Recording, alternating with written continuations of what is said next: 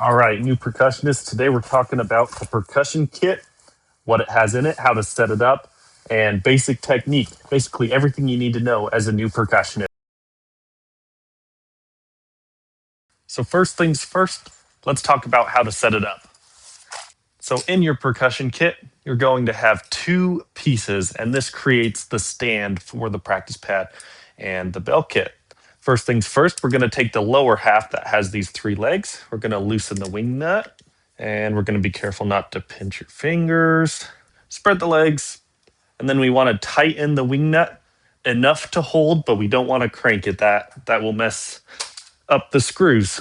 The next step is take our basket, undo the wing nut, spread the arms, and same thing, tight enough to do the job, but not much further. We're going to take that top piece, loosen the wing nut right here, fit it in, and again, enough to do the job. Let's talk about how high it should be. It should come to about belt level, about halfway up your body. That's a good height to start with. All right, so we have our base. Let's talk about the two parts that came in. So we have a practice pad and we have the bell kit. It's similar to a glockenspiel, and so those are the two parts that we have. So let's start by talking about the practice pad. So the practice pad has the screw in the bottom, and there's a screw on top of the stand, and we're just going to screw that in until it won't go down anymore. And that's your practice pad. Your bell kit also came with sticks and some mallets. So we're going to start using the sticks.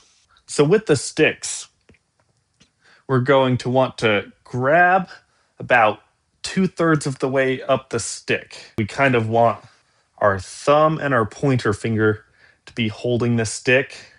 If you took a nail through your fingernail, it should come out the back of your pointer finger. The rest of the fingers wrap around the stick, loose but controlled.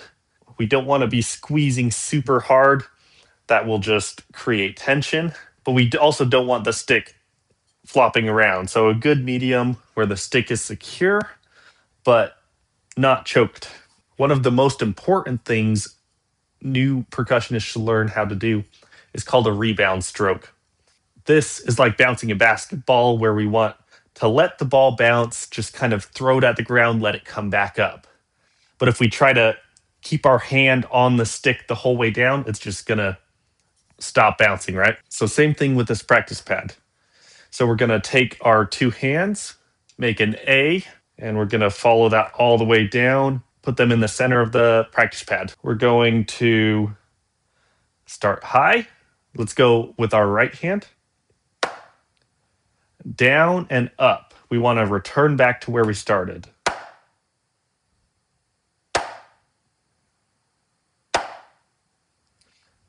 Let's try it with our left.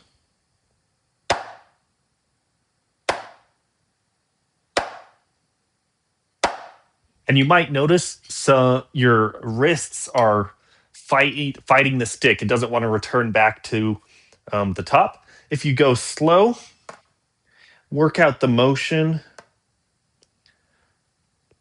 That will just help in the long run. And of course, part of it will come with practice. A super common exercise is called 8 on a hand. And we're just going to go 8 hits with the right hand, then 8 hits with the left hand. And we'll go back and forth and back and forth. I actually just posted a warm-up video for practice pad, so feel free to check that out. So let's try 8 on a hand. So we're going to go 8 hits with the right hand, 8 with the left. Let's try it together. 1 and 2, and here we go. 1 and 2 and 3 and 4 and left and 2 and 3 and 4 and right. 2, 3 and 4 and left. 2, 3, 4 and right.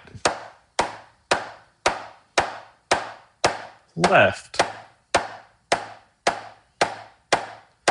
Right. left. Some important things to note: we want our wrist to be doing a lot of the movement, especially at the beginning. We want to develop wrist strokes. Later, it's okay to add a little arm. When you're starting out, really try to keep the wrists the most involved. Feel free to check out that warm-up video, and let's talk about the bell kit. We're going to talk about the note names and how to practice.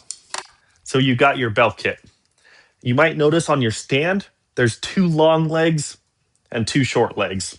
So the short end's going to fit between the short legs, the long between the long legs. There's also this hole in the back, which lines up with the screw hole, but it doesn't screw in, it just holds it in place. If it wobbles a little bit, that's fine. Mine's a little bit old, so the legs don't hold it as securely as it should, but as long as it's not going anywhere, you'll be fine. Lots of bell kits also come with music stand, a sheet music stand. These aren't really very good. Your music will fall off them a ton, but it's nice to have. They just slip into these brackets on the back. And just like that, there you go. I'm going to take that off though for this. Just like with the drumsticks, we're going to hold the mallets in a similar fashion. We have our pointer and our thumb as the main point of contact, also called the fulcrum. This is the fulcrum of the stick. Then other fingers wrap around, and you'll notice that these mallets are a lot thinner, a lot skinnier than the stick. So it just takes some getting used to. The more you hold them, the faster it'll feel natural. Similar with the practice pad, we want to have full strokes. And you might want to throw some earplugs in right now because, as you may have noticed, this thing is loud.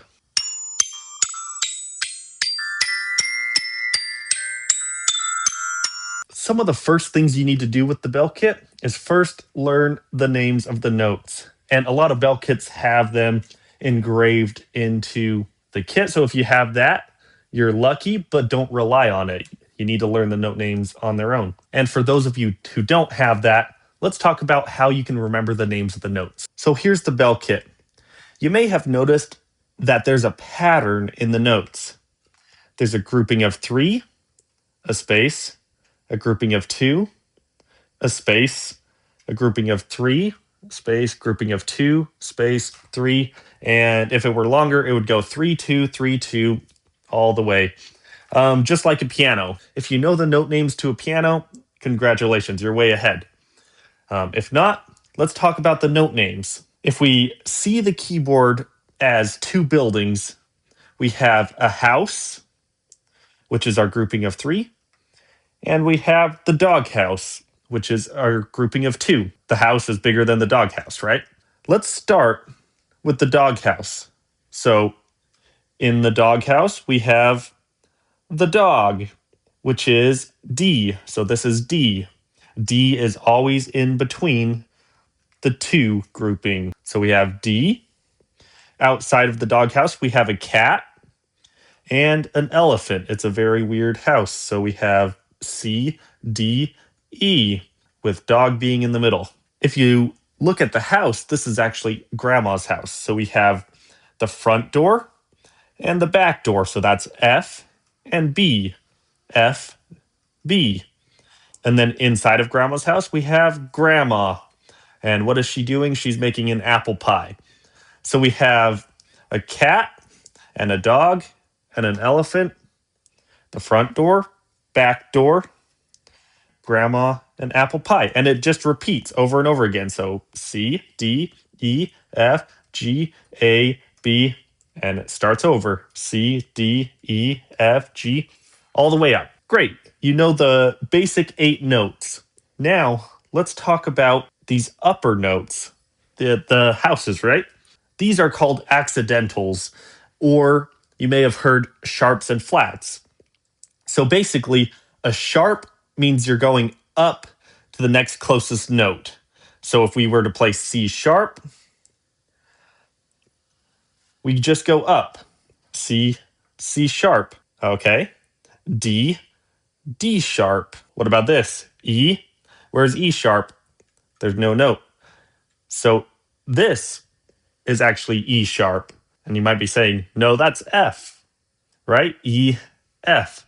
It's musical grammar. And it's what's called enharmonic spellings, where it's the same note, where E sharp and F are the same note, just different ways of spelling it. So the other way are flats. So if we wanted to find E flat, we'd go to E, right? The elephant's outside of the doghouse. And down to the next note, that's E flat. It's also D sharp, right? D sharp, E flat, enharmonic spellings of the same note. Cool. D, D flat. What about here? C? Yep, you guessed it. This would be C flat. Now that you've set up your bell kit and practice pad, it's time to get to work. It's going to be discouraging at the beginning. You might find that your hands aren't working the way you want them to, but if you keep it up, then you'll see amazing progress and you'll get to enjoy this world of percussion. It only gets more interesting and more fun from here. If you want to know what to practice on the bell kit, check out my video on scales and how to learn them. If you want to work on practice pad, check out my warm-up video. I hope you enjoy this world of percussion, and there's some great things to come if you keep it up. See ya.